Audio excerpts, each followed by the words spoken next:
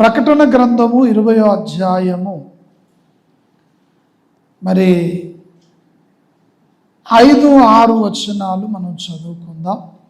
ఆ 1000 సంవత్సరములు గడుచు వరకు కడమ మృతులు బ్రతకలేదు. ఇదియే మొదటి పునరుత్థానము. ఈ మొదటి పునరుత్థానములో పాల్గొనువారు ధన్యులను పరిశుద్ధులునై యుందురు. ఇట్టివారి మీద రెండవ మరణమునకు అధికారము లేదు. వీరు దేవునికిని క్రీస్తునకును యాజకులై క్రీస్తుతో కూడా 1000 సంవత్సరములు రాజ్యము చేయుదురు. దేవుడు ఈ మాటలు మనందరి వెనుకిడిలో ఆశీర్వదించునుగాక. పునరుద్ధానము అనే మాటకు ఆల్రెడీ నిర్వచించారు కాబట్టి నేను కొత్తగా మళ్ళీ నిర్వచించాలని ఆశపడట్లేదు. పునరుద్ధానం అనేది అపోస్తలుడైనటువంటి పౌలు చెప్పినట్లుగా మనం చూస్తే మనుష్యుని ద్వారానే మరణం వచ్చింది, మనుష్యుని ద్వారానే పునరుద్ధానము కూడా వచ్చింది అని చెప్పేసి అపోస్తలుడైనటువంటి పౌలు భక్తుడు మనకు లేఖనాల్లో స్పష్టంగా కొన్ని మాటలైతే జ్ఞాపకము చేస్తాడు. అయితే ఆ మనుష్యుని ద్వారానే మరణము అంటే ఆదాము అనేటువంటి మొదటి మనుషుని ద్వారా ఏమొచ్చింది అంటే మరణం వచ్చింది. అదంతా మనకు తెలిసిన విషయమే. ఆ ఆదాము అనేటువంటి మొదటి మనుషుని ద్వారా మరణం ఎలాగైతే వచ్చిందో ఆ ఆదాము అనబడినటువంటి వ్యక్తి ద్వారానే మరి పునరుద్ధానం కూడా వచ్చింది అనేటువంటి సందర్భాన్ని రోమా పత్రికలో జ్ఞాపకం చేస్తాడు. మొదటి మనిషి ఆదాము, ఆదాము ద్వారా మరణం. ఆ మరణము ఎలాగైతే వచ్చిందో ఆదామును బట్టి కడపటి ఆదాముగా పిలువబడినటువంటి ప్రభు అయిన యేసుక్రీస్తు ద్వారా పునరుద్ధానం అయితే వచ్చింది. అయితే పునరుద్ధానములో మనం పాలు పంపులు పొందాలి అంటే బైబిల్ చాలా విపులంగా వివరంగా ఎన్నో విషయాలు చెప్తుంది.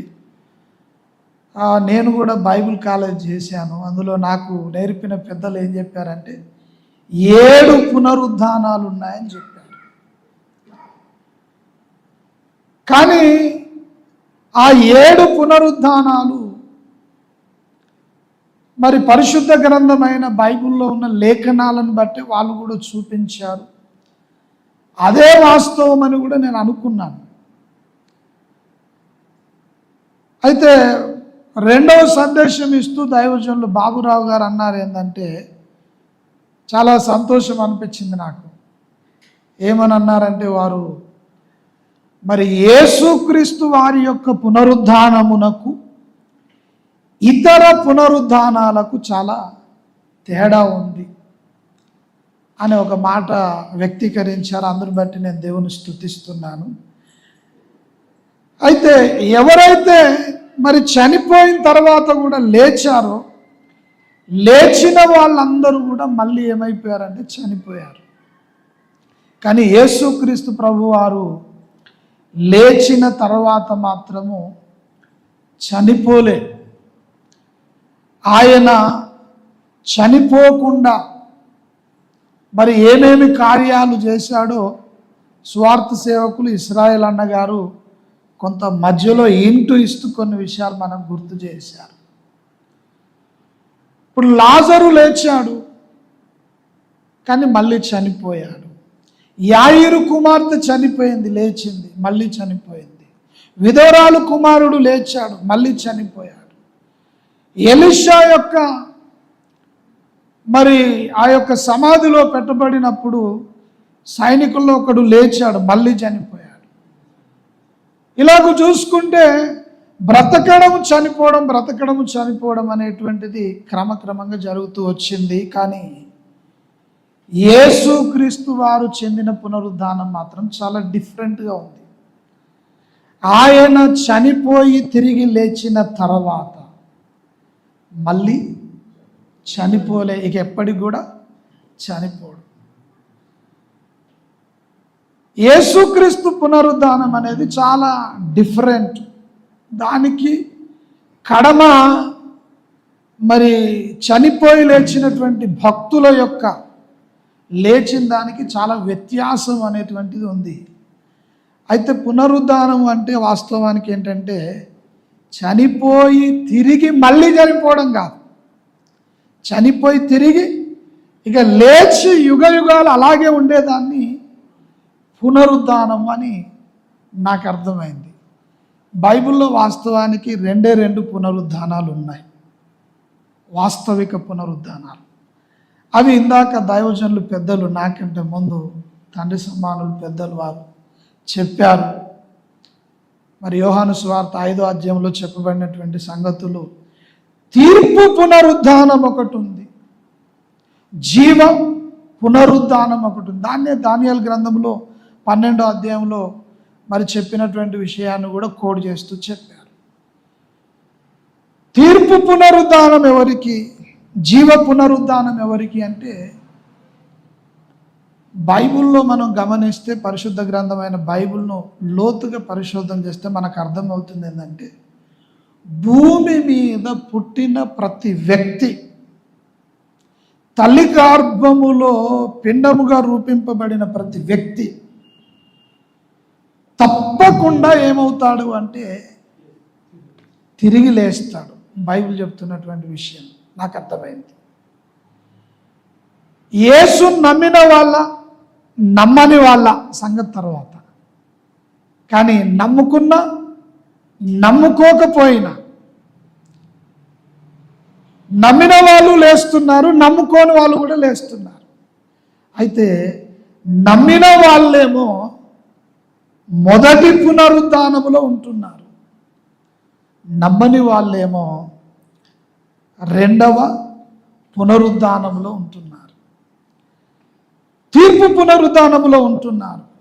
వాళ్ళు నిత్యము హేయులగుటకు నిందల పాలగుటకు వారు తీర్పు పునరుద్ధానంలో ఉంటుండని పరిశుద్ధ గ్రంథమైన బైబిలు మనకు తేటగా చెబుతూ ఉంది. దయచేసి ఒకసారి మరి మొదటి పునరుద్ధానములో ఎవరు ఉంటారు అని అంటే, ప్రకటన గ్రంథము 20వ అధ్యాయం 4వ వచనములు అంటాడు, అంతటా సింహాసనములను చూచి తిని వాటి మీద ఆసీనులై ఉండి వారికి విమర్శ చేయుటకు అధికారం ఇయ్యబడను, మరియు క్రూర మృగమునకైనను దాని ప్రతిమకైనను నమస్కారము చేయక తమ నొసళ్ళ యందు గాని చేతుల యందు గాని దాని ముద్రను వేయించుకొనని వారిని యేసు విషయమై తామిచ్చిన సాక్ష్యము నిమిత్తము దేవుని వాక్యము నిమిత్తము శిరచ్ఛేదనము చేయబడిన వారి ఆత్మలను చూచి తిని వారు బ్రతికిన వారై 1000 సంవత్సరములు క్రీస్తుతో కూడా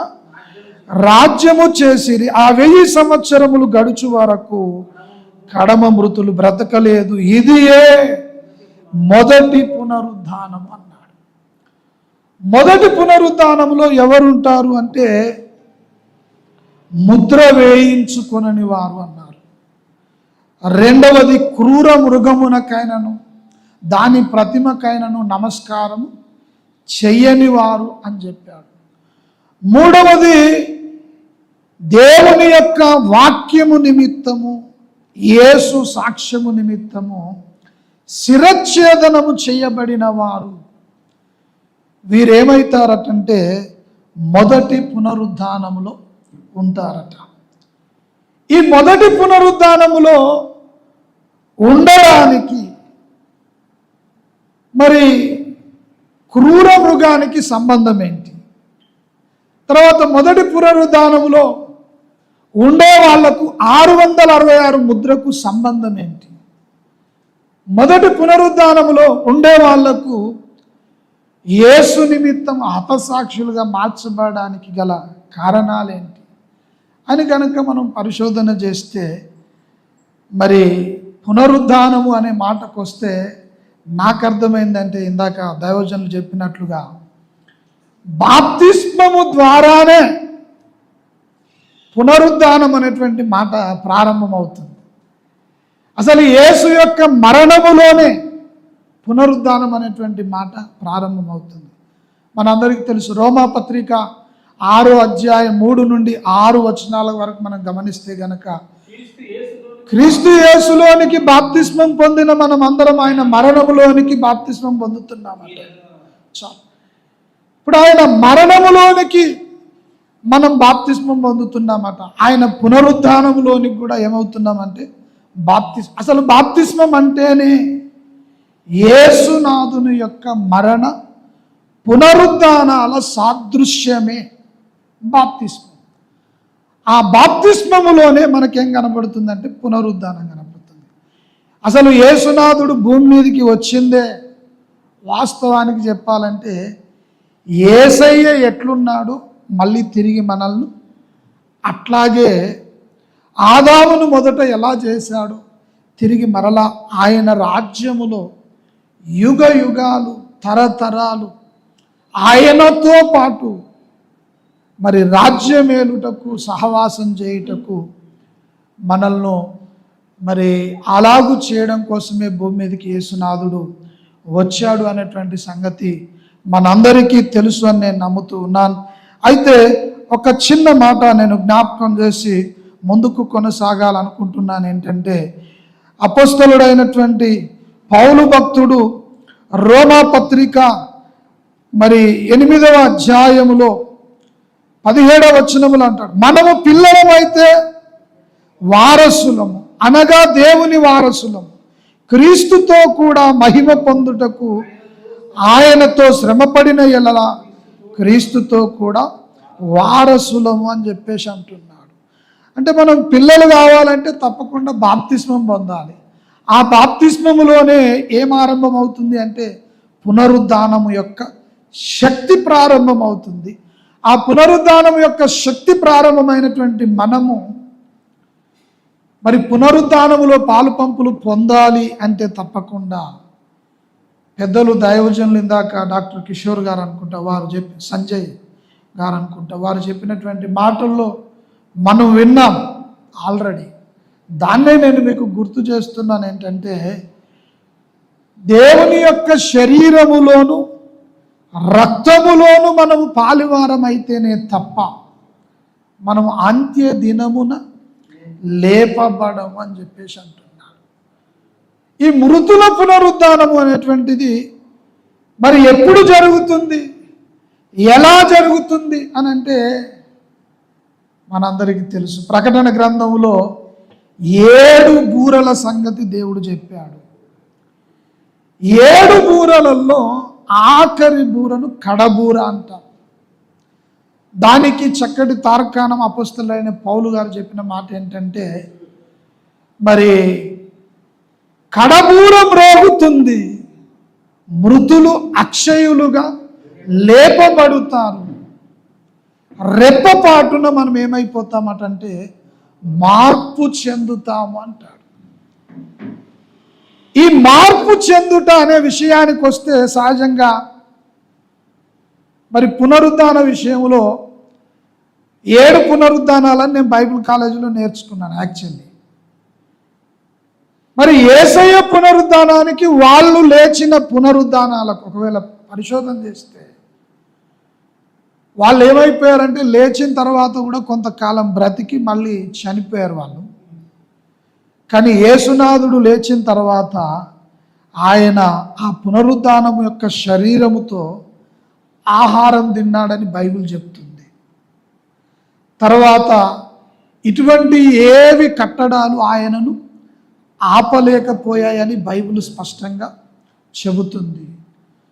అంతేకాకుండా మరి యేసుక్రీస్తు ప్రభువారు ఉన్నట్లుగానే యేసును నమ్మిన మనము యేసయ్యలాగానే ఏమైపోతామంటే పునరుద్ధానము చెందుతామని చెప్పేసి బైబిల్ చెప్తుంది. అంతేకాకుండా దీనికి ఇంకొక విషయాన్ని కూడా నేను జ్ఞాపకం చేస్తాను. ఏంటంటే ఈ పునరుద్ధానము అనేది ఉన్నది అనడానికి దేవుడు పాత నిబంధనలో ఆల్రెడీ కొన్ని సూచనలు చెప్పాడు, క్రొత్త నిబంధనలో కూడా కొన్ని సూచనలు చెప్పాడు.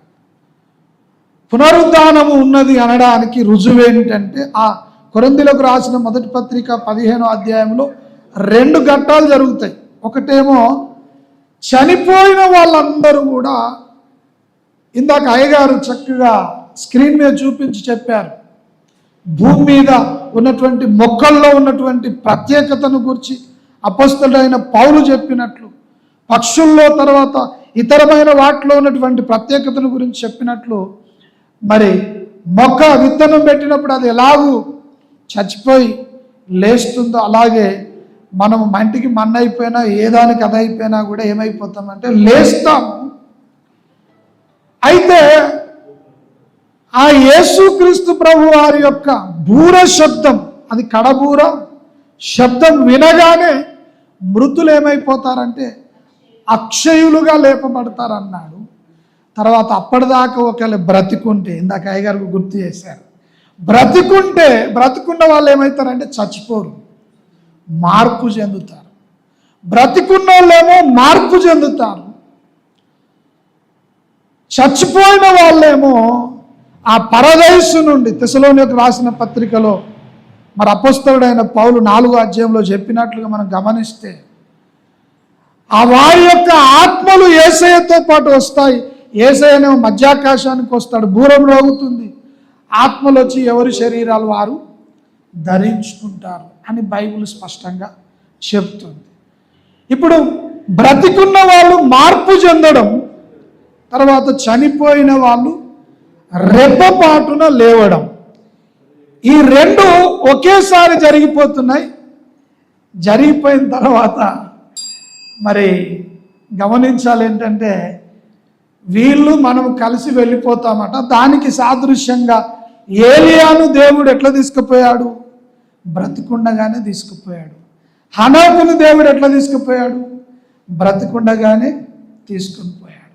తర్వాత మనం గమనిస్తే అది ఎవరికి సాదృశ్యం అంటే, బ్రతికి ఉండగానే మార్పు చెంది ఏలియా వలె వెళ్ళిపోయే భక్తులు ఉంటారు అంచకాలంలో అనేది ఒక సాదృశ్యం.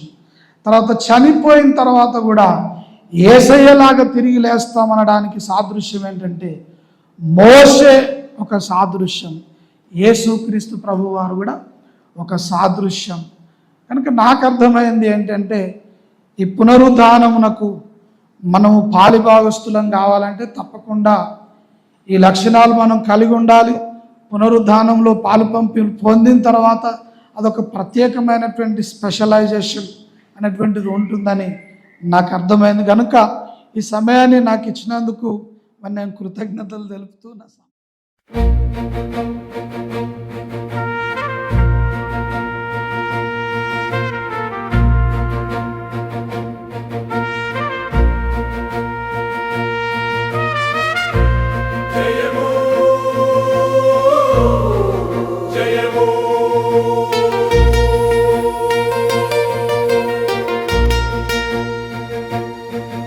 అదిగో కడబూరం రోగుచున్నది,